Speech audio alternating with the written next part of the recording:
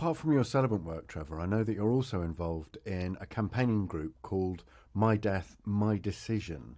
It's about end-of-life care, right? So tell us a little bit about that. It's a campaign organisation to change the law to allow people to choose an assisted death, which happens in many jurisdictions around the world, from Canada to Australia to several states in the US of A.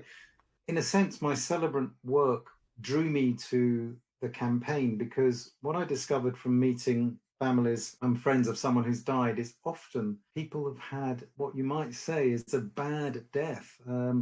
They've had a protracted death, suffering as well. And as a celebrant, you often indeed get asked to meet people before they died, when they're terminally ill, and they want to talk to you about what might be included in their funeral ceremony. And I've seen people suffering and where palliative care just isn't alleviating it sufficiently. So I was completely convinced that palliative care can only go so far. And looking around the world at other jurisdictions, it seemed to me that it was long overdue in the UK that we have an assisted dying law. So I've become quite passionate about it because, to me, it's a human right. And it's not a sort of abstract campaign. It's very much driven by the real lives of people who are suffering, and compassion drives you to want to get the law changed so that they can be helped if they so choose. It's not for everybody, but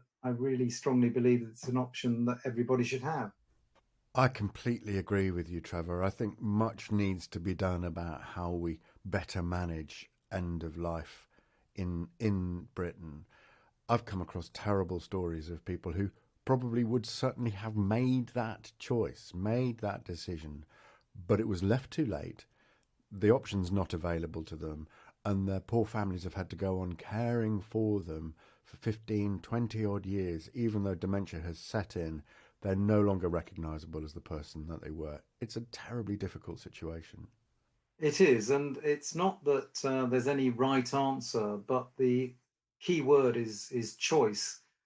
In California, they call it the End of Life Option Act, and that's what it is. It's an option, and any argument that this is a one-way slippery slope to euthanasia for all is just completely specious, because there are huge safeguards, robust safeguards that have been introduced in jurisdictions around the world, which have been shown to stand up to the test of time. So I do think that the tide is turning.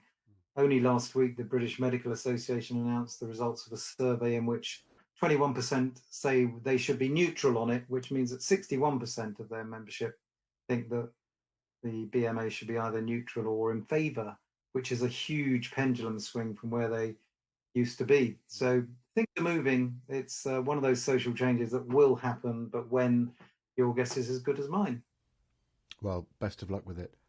It's really exciting to hear that you're involved in this project because, as a celebrant, you're going to bring experience of, as you say, working with people who are terminally ill and facing their own death. Also then working with families who are dealing with their own grief.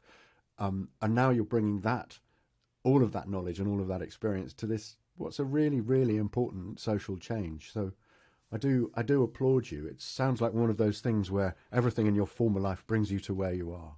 Exactly. Serendipity, not planned, but delighted to be involved.